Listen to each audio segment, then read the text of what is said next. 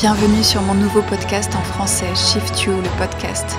Les shifts de conscience font partie intégrante de nos vies respectives ces dernières années. J'ai cœur à vous transmettre et à vous partager mes propres prises de conscience, mes grands shifts personnels, pour que vous puissiez vous aussi profondément transformer vos vies. Je sais que ces vecteurs de transmission, que ce soit les livres, les podcasts ou tous les médias à notre disposition aujourd'hui, sont des moyens de créer des déclics massifs en nous-mêmes.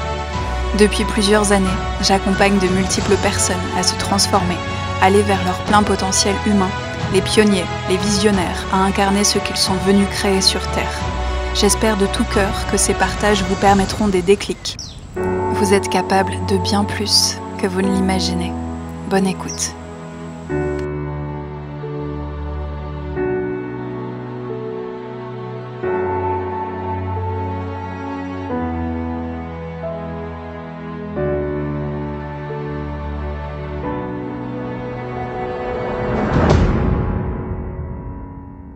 Je suis heureuse de vous retrouver pour le tout premier épisode de cette nouvelle saison. Le podcast a changé, il a évolué, il a changé de nom, mais surtout il a changé d'énergie. Ces derniers mois ont marqué de mon côté un changement radical de fréquence.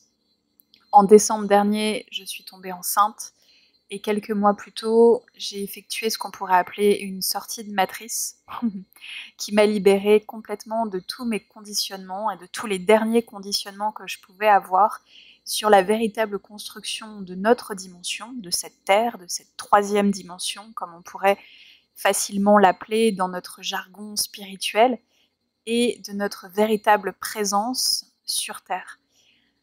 Et c'est aussi ce que j'aimerais aborder en partie avec vous aujourd'hui pour vous donner comme une introduction aussi à tout ce travail de déconditionnement dans lequel je vous accompagne, particulièrement ces dernières années, mais encore plus ces derniers mois. Entre-temps, on déménage plusieurs fois dans plusieurs pays et on s'installe finalement au Costa Rica, là où on est actuellement. Et 4 mois plus tard, après le dernier épisode du podcast, j'ai l'appel de vous enregistrer ce nouvel épisode autour de la notion de déconditionnement spirituel et multidimensionnel. Je sais que pour beaucoup d'entre vous qui me suivent sur mes différents réseaux, dans mon travail, ces questions deviennent vraiment essentielles parce que d'autant plus je m'adresse aux pionniers, aux briseurs de systèmes, aux artistes, aux rêveurs, aux créateurs, aux passionnés, et à toutes les personnes qui ont cœur à s'élever grâce à la voie de l'amour et de l'alignement personnel à sa véritable essence. Et ça, c'est vraiment des sujets qui me passionnent et qui sont mon vecteur principal d'enseignement et de transmission. Aujourd'hui, vous l'avez constaté, le milieu du coaching, de la spiritualité est en plein développement pour des choses qui sont plus ou moins en résonance avec vous parfois. Et les discours se sont orientés ces dernières années vers une reprise totale de sa souveraineté.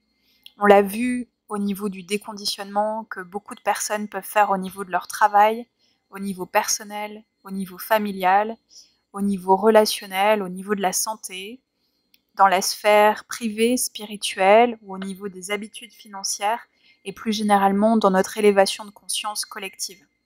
Les thèmes sont nombreux. Aujourd'hui, je voudrais simplement vous donner une introduction à toute cette idée de déconditionnement et surtout à l'orientation que je vous propose de prendre autour de ce travail d'évolution personnelle en alignement avec les lois supérieures qui ont toujours été là en notre faveur. Et je parle beaucoup d'ego, de mental, mais surtout avec cette volonté de spiritualité profonde et simplifiée. Parce qu'aujourd'hui, je trouve que c'est aussi dans la complexité que les choses sont extrêmement réductrices, séparationnistes pour toutes les personnes qui ont besoin de réponses. Et les choses devraient être plus simples, plus accessibles.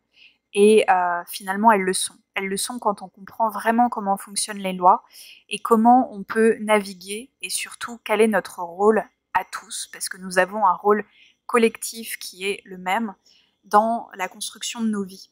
Et c'est exactement ça que j'ai cœur à vous transmettre. Il y a 4 grandes questions que j'aimerais vous poser pour ce flash. Quel est votre regard sur le déconditionnement dans votre vie aujourd'hui ? Comment vous voyez-vous dans votre quotidien? Est-ce que vous avez tendance à juger les expériences de votre vie? Qui sont les personnes qui vous accompagnent, qui vous entourent? Et comprenez-vous ce que vous suivez, lisez, recevez? Êtes-vous plutôt dans une spiritualité qui complexifie votre quotidien ou plutôt l'inverse? Ça, c'est 4 axes que j'aborde aujourd'hui dans les grandes lignes, simplement pour vous permettre d'ouvrir des portes qui vont, je le sais, vous permettre de vous aligner à une plus grande compréhension. Il y a des choses qui sont réellement visibles aujourd'hui et ce sont des choses que j'aborde dans les accompagnements que je fais principalement. Parce que on a besoin de revoir des thèmes, des termes et des notions qui sont finalement beaucoup plus simples qu'on ne le croit et qui ont souvent été mal comprises, ou peut-être aussi que des dérives basées sur l'ego et le mental ont finalement compliqué la compréhension très naturelle et simple qu'on aurait dû avoir sur ces grands axes. Mes axes de prédilection ont toujours été le déconditionnement, et principalement dans l'idée d'une spiritualité simplifiée, mais aussi dans tout l'aspect des sciences sociales, dans toute la compréhension de notre psychologie humaine et collective, et dans la façon dont nous abordons finalement tous les sujets, qui sont des sujets collectifs et vraiment valables pour chacun d'entre nous. Il y a vraiment des termes que je débloque finalement ces derniers mois et ces dernières années concernant le réel fonctionnement de notre matrice Terre et l'utilisation de ce portail au service du plus grand, de l'esprit supérieur, de tout ce qu'on pourrait appeler finalement le divin, le cosmique, la présence universelle, tous ces termes qui nous relient à notre profonde essence. Et ça, c'est des choses qui sont essentielles pour pouvoir vivre une vie qui soit en harmonie avec ce que nous avons décidé de vivre et ce que nous décidons depuis un plan supérieur. Les dérives ont été nombreuses, les fausses croyances sont encore nombreuses, et je trouve qu'il y a encore une complexité dans tout ce milieu spirituel. Aujourd'hui, on a énormément de moyens pour pouvoir justement être accompagné. C'est pour ça que je vous posais la question, qui vous accompagne? Quelles sont les personnes qui vous entourent? Quelles sont vos personnes environnantes? Parce que c'est important de voir qui sont vos transmetteurs. Est-ce qu'ils sont alignés vraiment avec ce que vous désirez développer dans votre vie aujourd'hui?